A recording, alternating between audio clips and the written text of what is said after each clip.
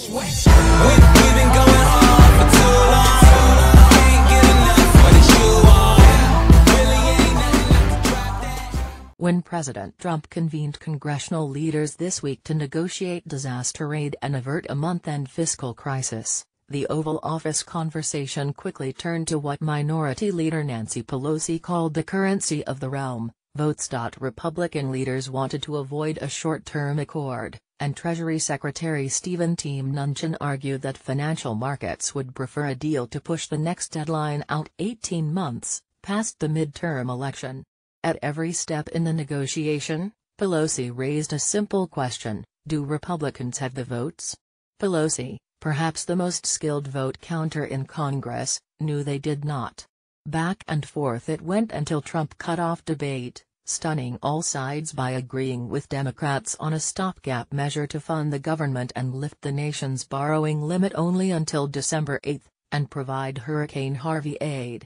The president has been in a business where knowing your numbers is essential, Pelosi said Friday in an interview with reporters. He saw they didn't have the votes. And we had the plan. Congress gave final approval Friday to the surprise package, which Trump was expected to sign swiftly into law, giving Democrats momentum over Republicans in the battles ahead over tax cuts and deportation protections for young immigrants known as Dreamers.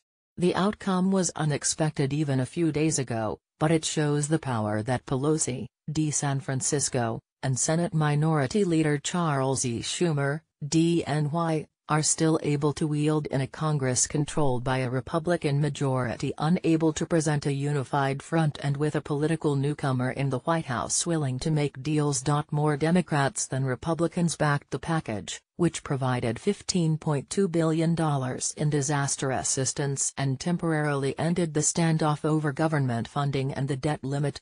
For Trump, still frustrated by the collapse of the Republican plan to repeal and replace Obamacare, it was a lesson that his agenda may have more success if he reaches across the aisle to broker compromises with Democrats. Democrats, who had been largely ignored or attacked by Trump as obstructionists, are seizing on the opening, pushing for a seat at the table for Trump's tax overhaul. They also seem to have won his support for legislation to provide protected status for the young immigrants brought to the U.S. illegally as children, despite his decision announced this week to terminate the Obama-era Deferred Action for Childhood Arrivals program, known as DACA. Now we have a lot more to get done, and we hope we can work in the same bipartisan way on the issues that remain before us, Schumer said this week.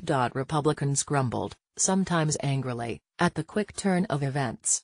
On Friday, ahead of the House vote on the aid and fiscal deal package, Mnuchin and White House Budget Director Mick Mulvaney were met with audible unrest during a private meeting with House Republicans upset at being asked to take on more debt and spending without offsets. Everyone was moaning and groaning and grunting. "You've got to be kidding me," complained Representative Dave Brett, Republican Virginia, a member of the Conservative Freedom Caucus, after voting against the deal. Not good. House Speaker Paul D. Ryan, Republican Wisconsin, has tried to maintain his hold on the majority, but lawmakers are increasingly worried about facing voters back home with little to show for the first 8+ months in office. After early stumbles, confidence is slipping that Ryan and House Majority Leader Kevin McCarthy, R. Bakersfield, have a strategy for success on tax reform and the spending issues ahead this fall. "Here we are, backed into a corner. It doesn't take a genius to see the outcome," said Representative Scott Perry, RPA, another Freedom Caucus member. Conservatives don't blame Trump for the disarray as much as they do their own House and Senate leadership, who they do not believe sufficiently sketched out a legislative game plan to accomplish the goals of a healthcare overhaul and tax reform they promised voters. "What's the leadership's plan?" asked Representative Mark Meadows, RNC, the Freedom Caucus leader who is close with Trump and former White House senior advisor Stephen K. Bannon, during a breakfast Thursday with reporters. Was there a plan? Senator Mike Lee, Republican Utah, called the strategy of tying disaster aid to the vote to lift the debt limit a disgraceful process. He voted against it.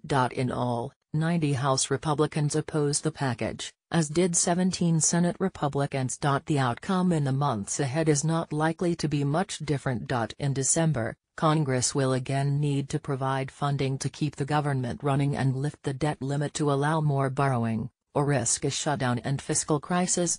Trump, who headed to Camp David this weekend, said Friday on Twitter that unless the Senate does away with the filibuster, which Majority Leader McConnell, RKY. Is unlikely to do, Republicans will always be stymied by the 60-vote threshold that currently